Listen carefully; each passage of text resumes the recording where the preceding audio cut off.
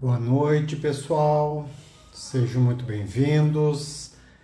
É uma satisfação em tê-los aqui nessa nossa live de insulinas, quando escolher. Já aproveitando para convidá-los, né, que a gente tem os nossos cursos aí na plataforma Hotmart. Quem tiver interesse em participar dos cursos, nós temos um curso que recém foi disponibilizado de doenças tireoidianas, temos os cursos de diabetes, síndrome de Cushing, vamos ter um curso de imersão este ano de endocrinologia e o nosso segundo curso aí de insulinoterapia. Muito bem, gente, vamos começar conversando. Então, quem entrou, compartilhe a nossa live para termos mais gente aí seguindo. Então vamos lá, quando a gente vai falar de insulina, né, de diabetes, existem algumas coisas que nós sempre devemos pensar, né? Porque diariamente a gente recebe dúvidas, tá? Dúvidas sobre como escolher, como fazer, como monitorar o meu paciente, tá? Hoje a gente vai falar um pouquinho de como escolher, né? Mas se a gente lembrar, e aí se a gente vem fazendo um histórico, né, das insulinas, a gente tem que lembrar que há 100 anos, né, começou-se o uso das insulinas. Essas insulinas lá, as primeiras que foram utilizadas foram as insulinas de origem canina, né? Um extrato de insulina lá em 1920, 1921, quando a primeira cadela, a Marjorie, né, ela respondeu ao tratamento, né, onde teve sucesso com o tratamento dessa insulina. E depois, durante muito tempo, né, se utilizou as insulinas de origem bovina e de origem suína. Tá? Aí, na década de 70, as insulinas recombinantes humanas. E aí a gente tem a PZI, a NPH, a regular, as insulinas mistas, né? Que é uma insulina cristalina mais uma morfa ligada ao zinco ou à protamina, que a gente teve o desenvolvimento. Mas se a gente pensar, a gente tinha essa insulina NPH que foi utilizada durante muito tempo, né? De origem humana ou de origem bovina. E essas insulinas também podiam ter produção de anticorpos, e aí a gente veio nessa evolução. E hoje a gente tem as insulinas também, as insulinas basais, né? Ou as análogos, né? Os análogos da insulina. E aí nesse grupo nós temos as ultra rápidas, por exemplo, a Lispro, a Gliluzida, a Aspartate, tá? Então, essas são as análogos ultra rápidas, junto com uma rápida que a gente tem a regular, só que a regular é uma insulina recombinante humana, e temos também as insulinas de ação ultralenta, né? As insulinas basais. Então temos a Detemir, a Degluteca, a Glargina, e aí temos a Glargina de 100 unidades por ml e a Glargina de 300 unidades por ml. Né? Então são insulinas diferentes que a gente tem, e saber escolher. Lembrando que a gente tem uma insulina aqui no Brasil, a Caninsulin, que é uma insulina mista, 30% amorfa, 70% cristalina. Então a gente tem que lembrar disso, como nós também temos insulinas mistas, né? A Caninsulin, né? Ela é de origem suína e é uma insulina mista, assim como nós temos insulinas recombinantes mistas, né? N mais regular. E aí nós temos, e aí como que eu escolho, né? Aquele paciente que está lá na minha frente, né? No meu consultório, como que eu vou escolher a insulina, né?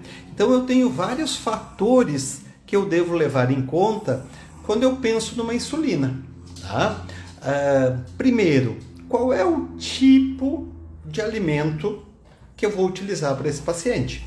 Então, é um alimento de baixo índice glicêmico, ou seja, aquele alimento que tem baixo índice glicêmico, e significa o quê? Que ele vai demorar a provocar o aumento da glicemia. Ou ele come um alimento com alto índice glicêmico, né? Então ele come uma dieta própria ou ele come uma dieta comum, né? Então esse é um fator importante para eu lembrar. Por quê? Porque aí eu vou saber quando que isto ocorre, tá? E eu também tenho que lembrar que isto é o fator que vai influenciar na hiperglicemia pós-prandial. A hiperglicemia pós-prandial, ela é influenciada pelo quê? Ela é influenciada pelo índice glicêmico dos alimentos. Então, se no alimento que o meu paciente, o meu gato ou o meu cão, ele come um alimento que tem um carboidrato de alto índice glicêmico, então ele vai ter um pico de glicemia mais cedo. Então eu tenho que lembrar qual a insulina, como que eu posso evitar essa hiperglicemia pós-prandial. Mas esta hiperglicemia pós-prandial que ele tem, ela é suficiente para provocar a glicosúria, esse não clínico, né? Porque eu posso ter, não estamos falando das insulinas, estamos falando do alimento, mas essa é uma decisão importante para eu poder escolher. Então, se eu tenho uma insulina que tem hiperglicemia pós-prandial, o meu paciente não se adaptou com a dieta, ou ele não come ração comercial, ou ele não gosta do alimento prescrito, ele não gosta do alimento terapêutico, do alimento coadjuvante. O cliente vai utilizar, por exemplo, uma dieta comum. E essa dieta comum, ele vai dizer assim: eu não vou trocar nesse momento, doutor. Eu vou manter a mesma alimentação, né? Eu vou manter a mesma alimentação. Aí é um ponto que nós temos que lembrar que se ele não troca esse alimento comum, ele tem um risco de provocar hiperglicemia pós-prandial e eu não controlar meu paciente. Então eu tenho que utilizar uma insulina que tenha um pico ou tenha uma ação que inicie mais rápida. Então é este o ponto importante que eu preciso lembrar. Porque um alimento terapêutico ou adjuvante para diabético, ele tem um índice glicêmico menor. Então muitas vezes a elevação da glicemia vai ser mais tardia, né? Pode ser 3, 5, 6 horas depois de que eu dei o alimento. E aí eu também tenho que lembrar que o meu tipo de insulina também tem que estar combinado com isso. Por que eu estou falando isso? Porque eu vou adaptar o tipo de insulina com a alimentação dele, tá? Outra situação que eu também tenho que levar em consideração quando eu vou escolher o tipo de alimento é se o meu paciente, né, ele come nos horários programados. Então, eu estou falando de um cão, por exemplo, um cão que come aos pouquinhos, ele come parecendo um gato, ou ele às vezes come às 8 da manhã, às vezes come às 10, às vezes come às 2 da tarde. Então, como eu vou fazer? Eu vou colocar carne, eu vou colocar arroz, eu vou colocar sachê, mas isso vai alterar o índice glicêmico. Então, muitas vezes, esse paciente que come aos poucos, né, um paciente exigente, eu também tenho que pensar em outro tipo de insulina, uma insulina que não tenha pico de ação, né? E aí eu tenho as insulinas basais. Então esse é o ponto de largada na escolha do meu tipo de alimento. Outra coisa que eu também tenho que levar em consideração, quando eu estou falando de um paciente que eu vou iniciar a insulinoterapia, ele tem alergia, ele tem hipersensibilidade alimentar, ele tem doença inflamatória intestinal, ou ele tem uma doença renal crônica, ou ele precisa comer um alimento porque ele tem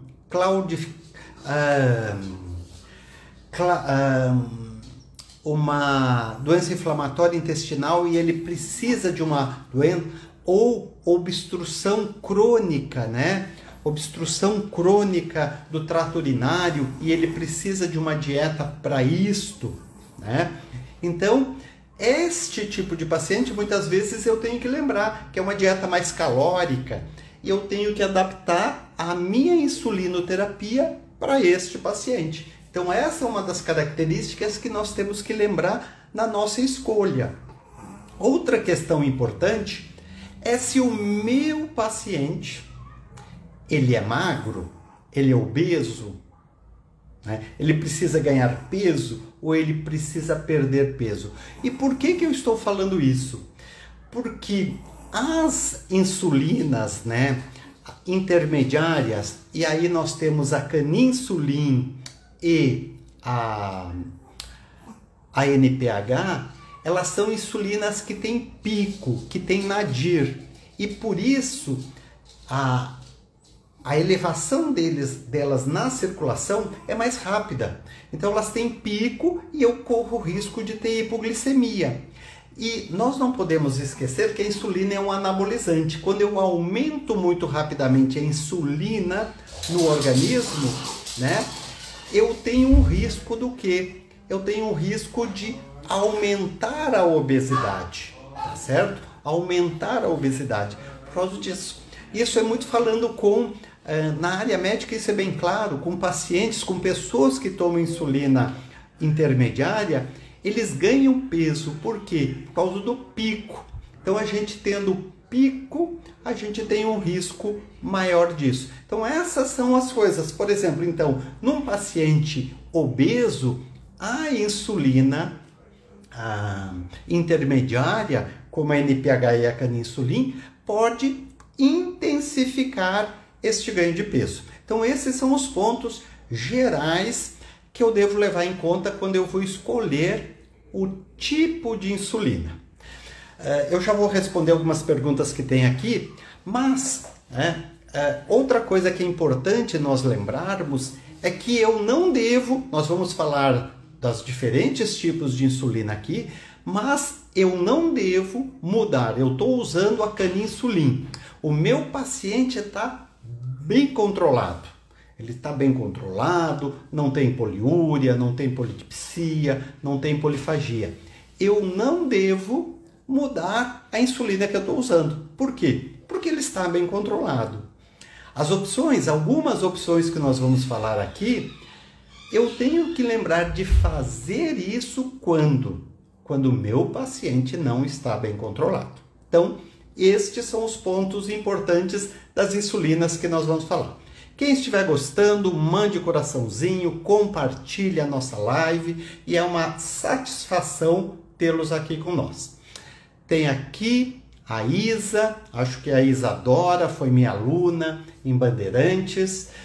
Boa noite, professor Mauro. No caso das rações comerciais, tem alguma de sua preferência dentre as marcas? Tem uma paciente oncológica que desenvolveu diabetes e entramos com a Royal Canin e alimentação natural. Conseguimos uma melhora incrível nos picos de glicemia. Essa cachorrinha, eu vi que era picos de glicemia. Essa paciente é minha cachorrinha. Muito bem. Uma das coisas importantes, e quando a gente fala das dietas para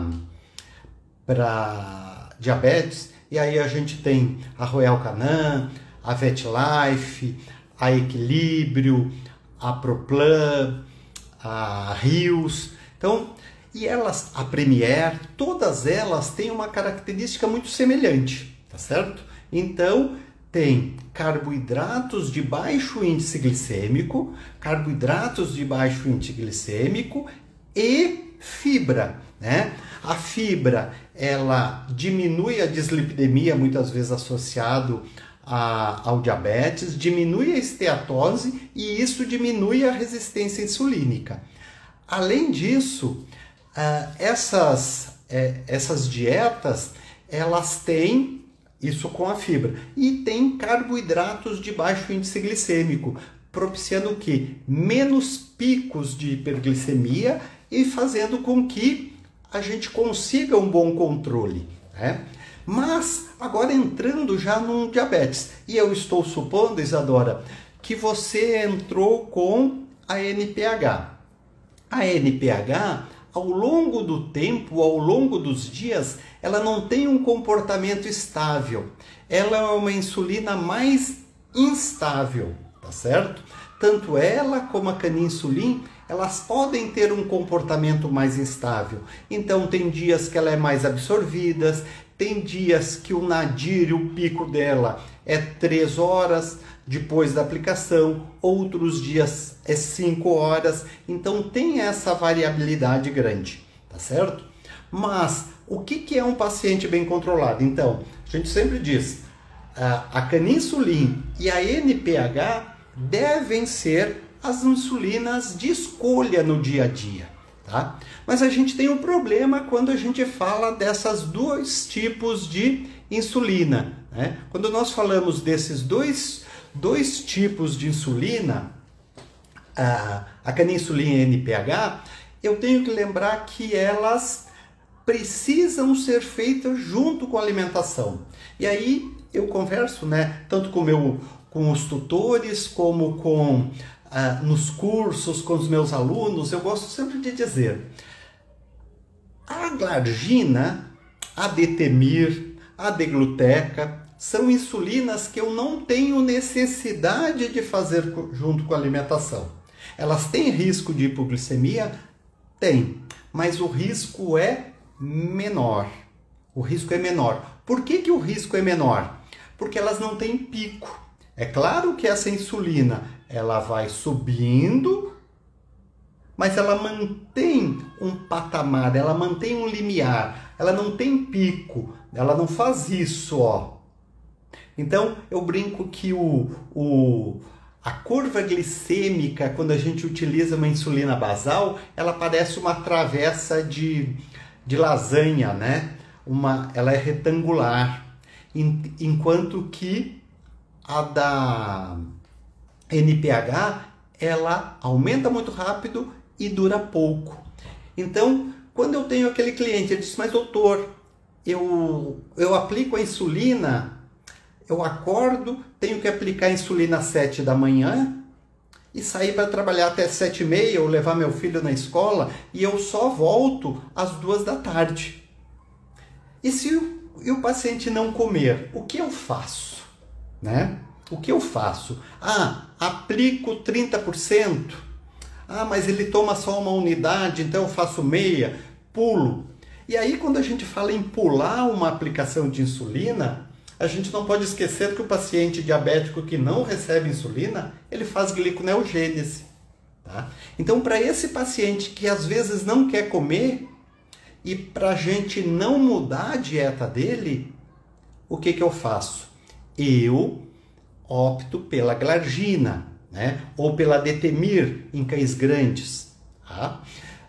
Por quê? Porque eu posso aplicar e deixar a comida, porque ele vai comer em algum momento. Tá? E sempre lembrando, eu estou iniciando a insulinoterapia, eu vou aumentando aos pouquinhos eu vou adaptando aos poucos para chegar na dose ideal. Então, pessoal, quem estiver aí gostando da nossa live, compartilhe. Muito bem, temos mais uma pergunta aqui da doutora Samantha. Muito obrigado. Professor, se eu optar pela troca da insulina, como eu faço essa transição? Então vamos dar um exemplo. Vou pegar números redondos aqui, porque fica mais fácil para a gente explicar. O meu paciente está tomando 10 unidades de insulina, 1 unidade por quilo de insulina, tá? De NPH ou de caninsulina. E eu vou fazer a troca para outro tipo de insulina. Por que eu vou trocar? Porque o meu paciente não está bem controlado, e paciente não bem controlado pode ser aquele paciente que está tendo muita hipoglicemia, ou está tendo efeito de somoge, ou está com sintomatologia clínica. Então, o paciente não controlado não é só o com poliúria e polidipsia, é um conjunto de outros pacientes também. Então, o que eu vou fazer? Eu vou trocar pela glargina, tá? Então, se é um paciente pela glargina, e essa troca pode ser pela glargina Toujeo, que tem 300 unidades por ml, ou pela glargina 100 unidades por ml, por exemplo. Tá? Vou trocar por elas. E se o meu paciente é mal controlado porque ele está tendo muito hipoglicemia, eu entro com uma dose baixa de glargina, ou seja, 0,25 unidades por quilo 2 vezes por dia. Se ele é um paciente mal controlado com sintomatologia clínica, eu entro com 0,5. Então, a dose, essa transição, hoje de manhã eu usei uma, agora de tarde eu vou passar a usar outra.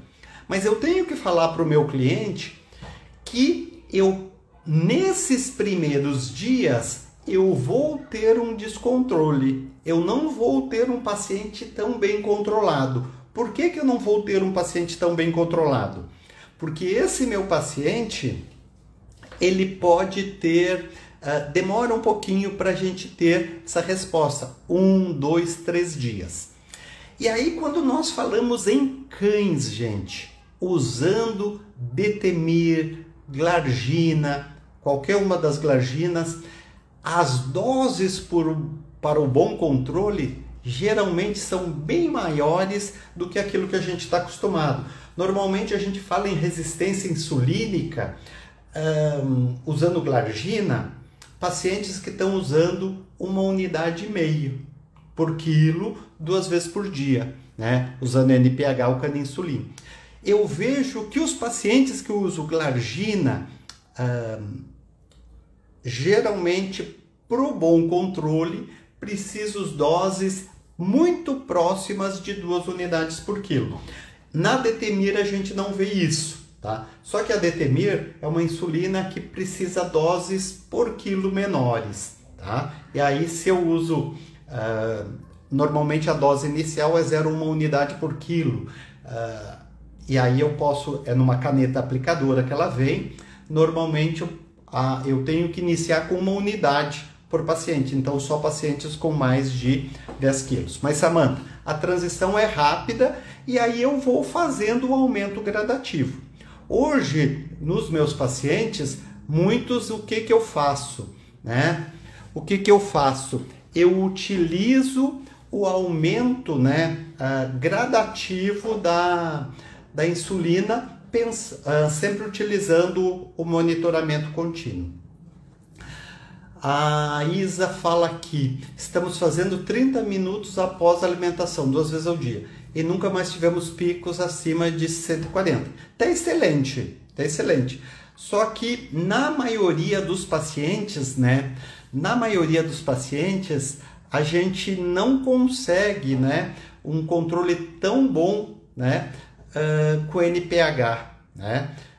Às vezes a gente tem picos de hipoglicemia, para ter um bom controle, às vezes a gente consegue tendo. Mas eu sempre gosto de dizer, eu tenho uma paciente, a Paloma, ela é uma paciente que a glicemia dela é perfeita. A gente faz curvas glicêmicas dela, a glicemia dela está entre 90 e 180. E a hiperglicemia pós-prandial, gente, se ela não passa de 180 ou ela fica no máximo 200, provavelmente a gente não se preocupa, né? Então, se na maior parte do dia a glicemia do paciente fica entre 100 e 200, tá? Excelente. Agora, Luana. Muito obrigado pela sua pergunta, Luana. Para tutores sem condições de ração diabética, teria alguma outra ração menos pior que tenha mais fibras ou carboidratos melhores para pacientes diabéticos? Luana, não, tá? A gente pegaria light, mas a light tem fibra e essa fibra não ajuda muito. E se a gente comparar uma ração light, né? Comparar uma ração light com uma ração para diabético, muitas vezes a quantidade de calorias que elas têm por quilo é muito semelhante, tá certo? Mas o que vai diferenciar vai ser a hiperglicemia pós-prandial, tá? Mas isso tem solução, tá certo?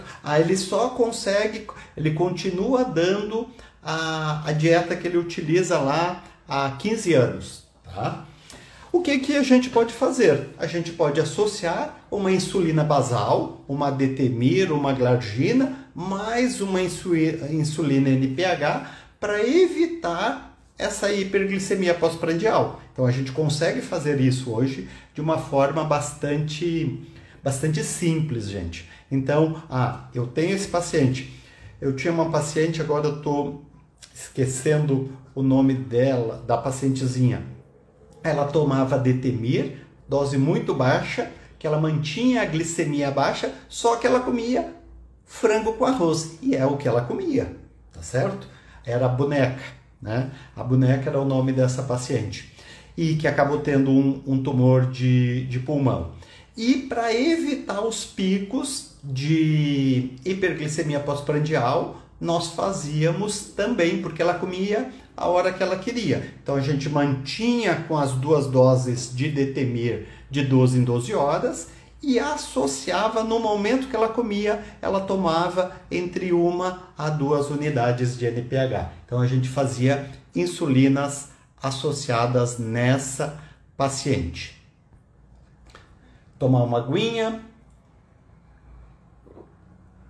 Pessoal, gostaria muito de agradecer todos que estão aqui participando da nossa live. É um grande prazer tê-los todos aqui.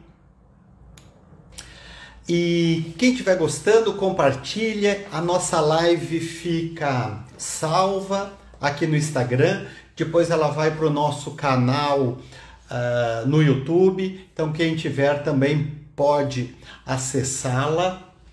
E, de novo, quem quiser conhecer mais, saber mais sobre endocrinologia, a gente tem cursos gravados na Hotmart de doenças tireoidianas, de síndrome de Cushing, de doenças de insulinoterapia, de diabetes. E este ano nós vamos ter o nosso segundo curso de insulinoterapia e também uma imersão em endocrinologia, mas para aqueles que ainda estão aí iniciando na endocrinologia.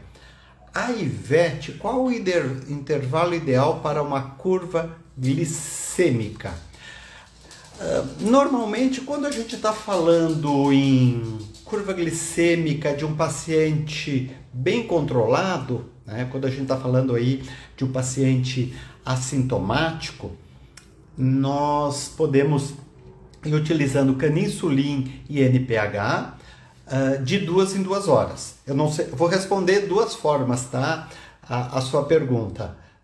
Se eu entendi errado, mas eu vou responder de 2 formas. A gente faz de 2 em 2 horas. Quando eu faço NPH, glargina, detemir, degluteca, as outras insulinas, eu posso fazer a cada 3 e em gatos até a cada 4 horas. Lembrando que as curvas glicêmicas têm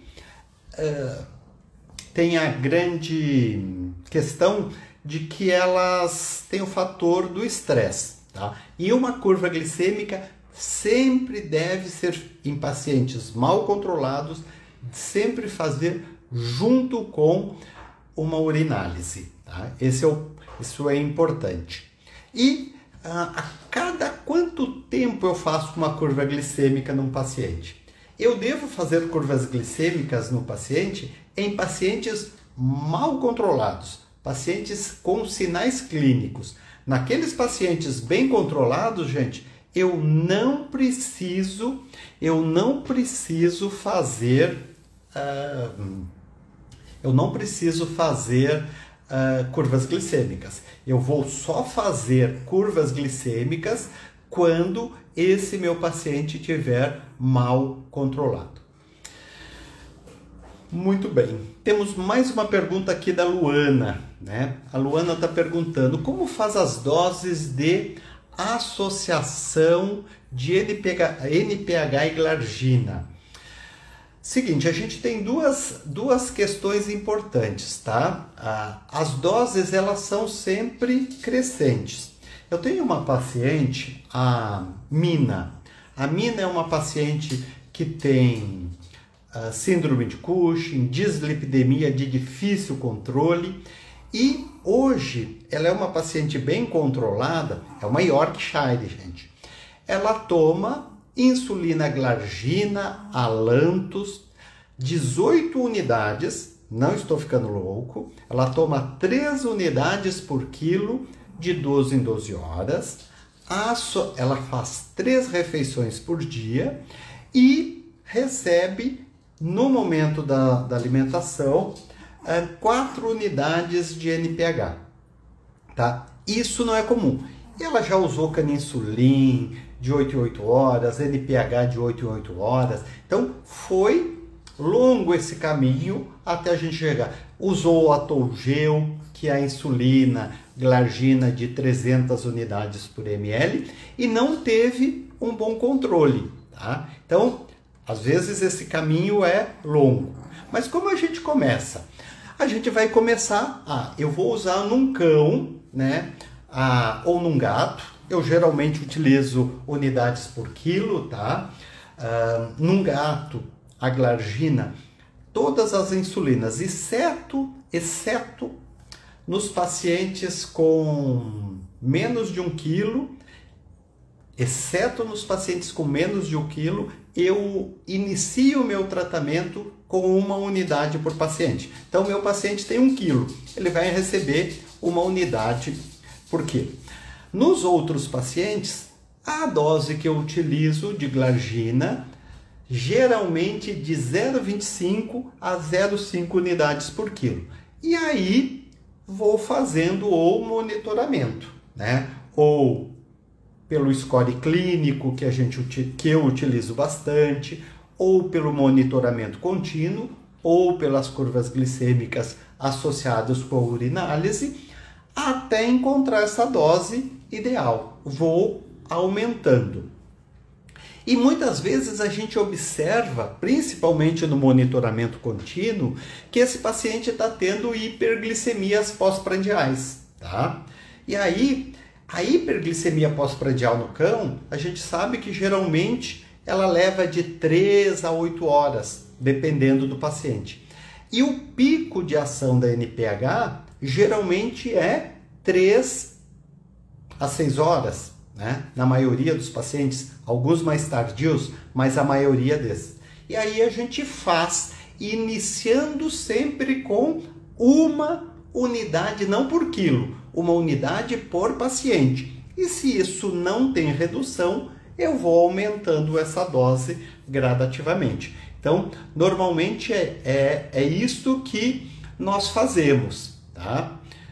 Para fazer esse aumento gradativo das insulinas. Então, a gente vai aumentando gradativamente até chegar nessa dose de controle de sinal clínico. Então esse é o ponto mais importante que a gente precisa.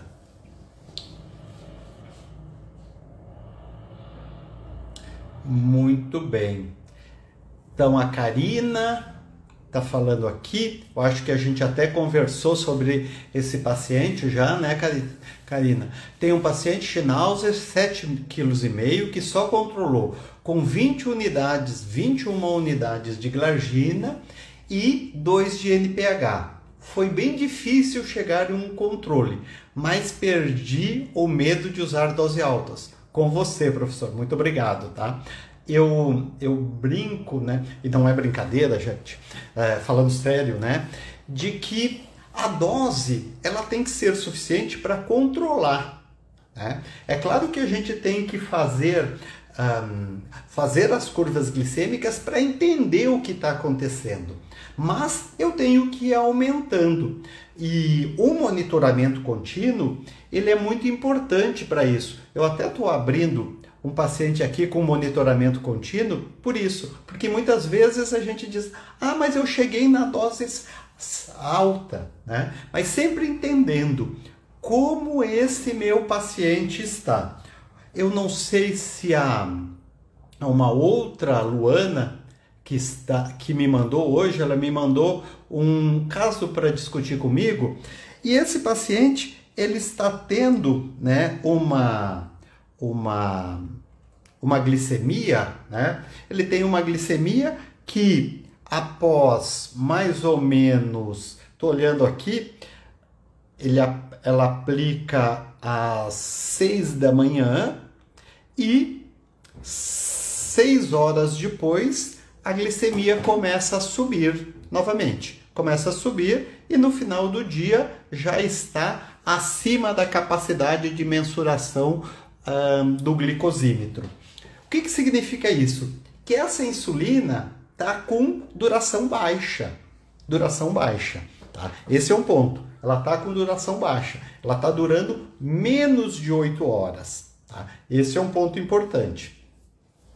E aí a gente tem que ver, se ela está durando menos de 8 horas, eu tenho que passar para de 8 em 8 horas e alimentar 3 vezes por dia. Isto é possível para o meu cliente? Isso é possível? Ele consegue fazer isso de modo correto? Né? Será que ele consegue?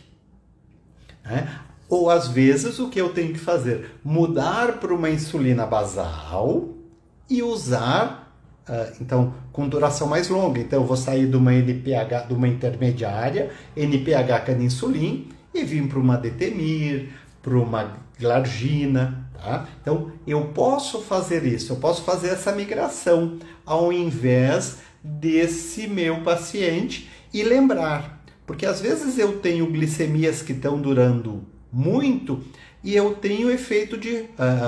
estão durando pouco tempo, e eles têm um efeito de rebote, tá certo? Ou seja, quando eu tenho glicemia próxima de 50 ou abaixo de 80, pode ser um período muito curto e eu estou tendo rebote. Então, às vezes, eu tenho que passar para 8 em 8, mas eu tenho que reduzir a dose.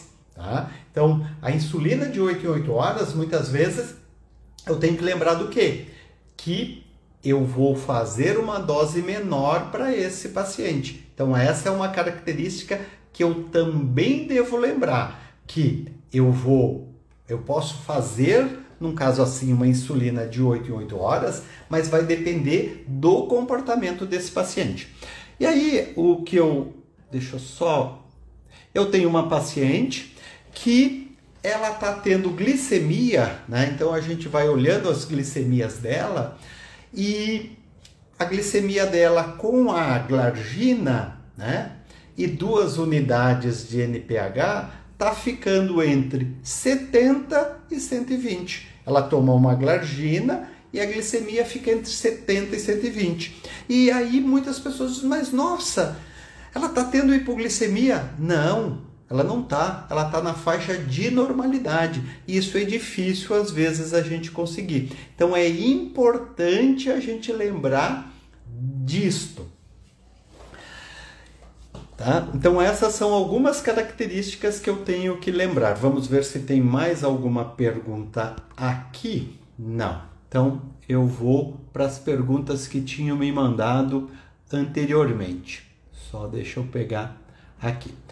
Então lembrar, gente, que e quando eu faço uma curva glicêmica com glargina, com Tougel, com degluteca, eu também vou observar tempo de duração,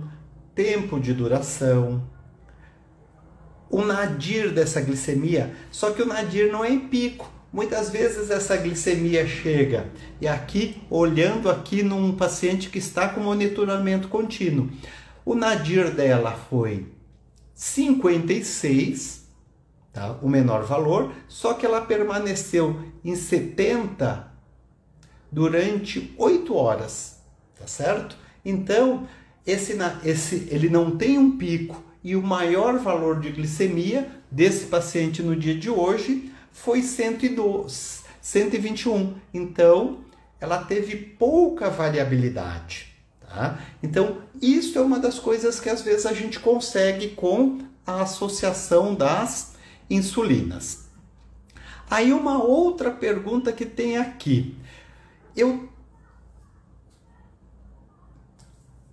Boa noite, professor. Você já indicou o Nuxel para ajudar no controle da glicemia? Qual foi o resultado? Tainara, utilizo outros glicantes, tá? De outras substâncias glicantes que a gente utiliza, né? Cúrcuma, garcina, né? Várias substâncias, né? Cromo, eles são coadjuvantes, tá certo?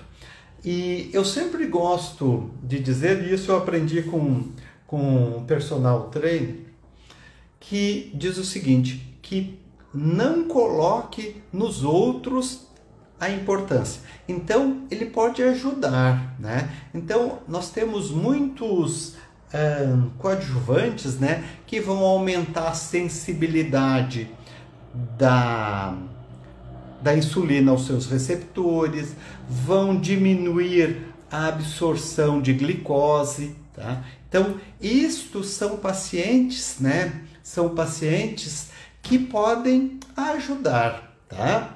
Então, por exemplo, a gente tem vários açúcares em produtos. Por exemplo, a gente tem o inositol, tem produtos que tem o inositol, né? Como que ele é um açúcar importante para o músculo, né? Mas a gente tem que lembrar, será que esse açúcar que está aí nesse produto pode provocar hiperglicemia, tá? Então a gente sempre tem que lembrar dessas coisas. Será que ele tem? Mas a gente tem o Nuxel só com ácidos graxos, nós temos o Nuxel Plus, Nuxel, né? Então a gente tem várias características, tá? Então depende muito, mas a gente utiliza, tá? Mas os glicantes que a gente utiliza, sempre lembra, mais importante quando eu vou iniciar um tratamento do paciente é pensar na dieta e na insulina. É isso que vai fazer. O controle fino eu posso conseguir com outras coisas, mas porque muitas vezes esse paciente diabético chega com esteatose, com dislipidemia, e eu vou ter que tratar isso. Então, esses pontos são mais importantes do que os coadjuvantes, tá? Eu não sei se eu te respondi do jeito que você queria, Tainara. Tem uma outra pergunta da Ivete Beatriz. Isso. Quando chega um paciente com sinal de diabetes, a glicemia desse paciente for high, como inicia o controle desse paciente?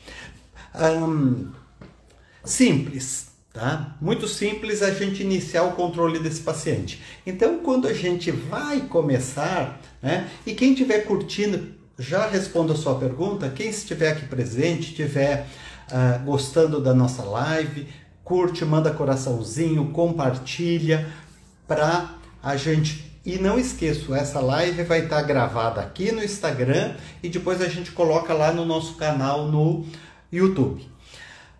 Muito bem, como é que eu inicio? Não importa muito o valor da glicemia, tá? High significa só que está acima da capacidade de mensuração do glicosímetro, certo?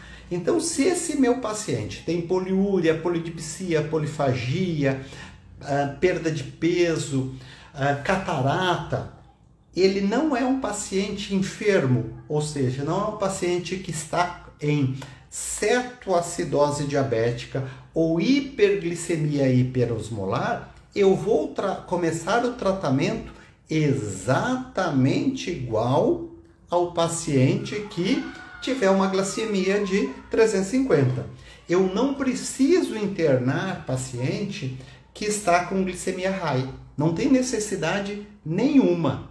Por quê? Porque a glicemia eu controlo ela em casa. Então o controle da glicemia ela é feita em casa.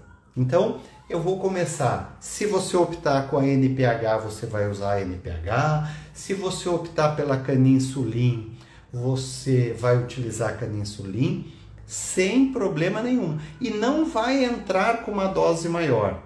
Por quê? Tá? Porque o nosso objetivo, primeiro, no início do tratamento, é evitar cetoacidose diabética, evitar hipoglicemia, fazer com que o cliente aprenda a aplicar, né? A insulina. Então, o meu objetivo não é fazer esse controle rápido. O meu objetivo é controlar sinais clínicos. Então, esse é o objetivo principal do controle do uso da insulina, tá? Então, eu tenho hoje um score clínico e esse score clínico a gente utiliza muito na rotina para conseguir controlar o diabetes. Então é isto. E a maioria dos pacientes que tem glicemia abaixo de 300, 250, o cliente deixa de observar sinais clínicos. Não está bem controlado, mas é um paciente que melhorou muito. Então, isto é uma coisa que a gente consegue, né? A gente consegue isto e um dos maiores erros que se faz no início do tratamento é utilizar doses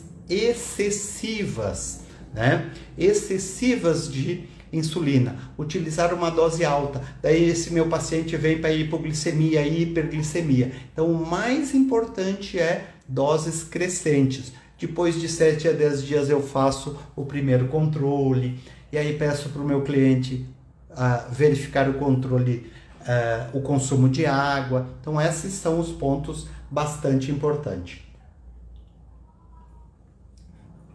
E uma das coisas, um dos objetivos, além do controle dos sinais clínicos, prevenção da hipoglicemia e da cetoacidose, é a resolução dos sinais clínicos e boa qualidade de vida, tanto para o meu paciente como para o meu cliente, tá? Então a gente tem que lembrar disso, tá? Lembrar dessas questões importantes. Eu tenho mais uma pergunta aqui que foi mandada, deixa eu só pegar ela aqui, né? E aí, uma das coisas importantes, normalmente, né, pacientes pequenos, né, com baixo peso, muitas vezes a gente utiliza a caninsulin. Por quê? Porque ela é uma insulina menos concentrada, tá certo? E muitas vezes as pessoas perguntam assim, qual é a insulina que eu uso na síndrome de Cushing, no diestro, na presença de neoplasias? Sempre digo, se tem fator de resistência, eu tenho que controlar bem esse fator de resistência. Isto é o fato mais importante que a gente precisa, tá? Do que pensar propriamente dito de qual a insulina, tá? Mas pacientes que têm maior risco de hipoglicemia, as insulinas basais, Degluteca, Detemir, né? E glargina. E quando a gente fala em glargina, a gente tem dois tipos de glargina. Uma 100 unidades, né? E outra 300 unidades por ml. E geralmente a insulina que tem 300 unidades por ml, ela mantém a glicemia estável por mais tempo. Estável não é controlada. Para ser controlada, eu tenho que atingir a dose. Só que eu não tenho, porque como ela tem menos pico, quanto menos concentrada, mais lentamente ela vai sendo absorvida. Porque a gente não pode esquecer que as insulinas basais, normalmente elas se ligam primeiro às albuminas subcutâneas e depois elas são liberadas dessa insulina subcutânea e são absorvidas. Tem uma pergunta aqui que... eu tenho um paciente que tem síndrome de Cushing, um tumor, e está mal controlada. Muitas vezes a gente associa com hipoglicemiantes orais, por exemplo, a metformina, que melhora a sensibilidade da insulina. Esse é um ponto que a gente também pode fazer. Um paciente obeso, um cão obeso, um gato obeso, eu escolho as insulinas basais para utilizar nesse paciente, né? Existe, né? O meu paciente permanece magro, ele não ganha peso. Provavelmente ele está mal controlado, né? E paciente mal controlado pode ser aquele paciente... ele é magro, né? Então, provavelmente ele é um paciente mal controlado, e esse paciente mal controlado não quer dizer que ele está tendo só hiperglicemia, ele pode ter hipo e hiperglicemia. Então isso pode acontecer, mas paciente magro, diabético, indica mau controle. Mais uma aqui da Beatriz. Pacientes que se mantêm a maior parte do dia com a glicemia controlada, sem sinais clínicos, pode ainda permanecer com glicosúria? Sim. Aqueles pacientes que nunca têm glicosúria são os pacientes com alto risco de hipoglicemia. Tá? Por quê? Hoje, né, principalmente com NPH e caninsulina, eu digo, um paciente que nunca tem glicosúria é um paciente que tem muito risco de hipoglicemia. E ganho de peso excessivo durante o tratamento com insulina indica muito, é um grande indicativo que esse meu paciente tem hipoglicemia crônica. Tá? Então, paciente com hipoglicemia crônica, né? Com hipoglicemia crônica, ele ganha peso, porque a insulina é um anabolizante. Outra coisa, que tem uma pergunta, eu tenho um paciente que tem doença imunomediada, ele toma corticoide. Primeira coisa, tenta mudar para um outro imunossupressor, né? Não controla, ele tem... Porque hoje a gente, meningoencefalite granulomatosa, a gente tem cisplatina, ciclofosfamida, então a gente tem alternativas. Então, tentem adaptar para isto, tá? E a metformina pode ajudar diminuindo a resistência. Cadelas e gatas não castradas, castrem. Progesterona, a acromegalia progesterônica não controla bem. Outra coisa, meu paciente tem doença inflamatória intestinal, tem atopia e come dieta hipoalergênica, dieta com alto ou um paciente renal, dieta com alto risco de hiperglicemia pós-prandial. Sem dúvida nenhuma, provavelmente esse paciente vai ter um bom controle utilizando uma insulina basal mais uma insulina intermediária. E essa insulina intermediária pode ser a caninsulin ou NPH. Muitas vezes, na maioria das vezes, a gente utiliza a NPH por questões de custos. Muito bem, gente. Estamos chegando ao final de mais uma live, tá certo? Agora, nesse segundo semestre, vocês vão ver que vão ter mais lives minhas, tá? Daqui 15 dias a gente tem o professor Rodrigo Franco aqui como nosso convidado. Ele vai falar de hipertensão pulmonar, uma grande complicação da nossa rotina clínica, da endocrinologia. Gostaria muito de agradecer a presença de todos, de todas aqui na nossa live. Lembrar que para fazer endocrinologia a gente precisa inspiração e transpiração. E nunca esquecer, gente, o nosso objetivo de vida é ser feliz, né? E a felicidade está aí no nosso caminho. A gente tem que aproveitar. Essa live fica gravada, ela vai ficar gravada aqui no Instagram e também vai estar disponível no nosso canal no YouTube, tá? Então, quem não nos... É só procurar aqui no nosso Instagram, que tem todo o caminho para achar a nossa live ou o nosso canal lá no YouTube. Muito obrigado e tem também aqui no nosso Instagram os nossos cursos, tá bom? Então, muito obrigado, um grande abraço para todos vocês, fiquem com Deus e sejam felizes, certo? E nos sigam e compareçam nas outras. Até mais, tchau, tchau!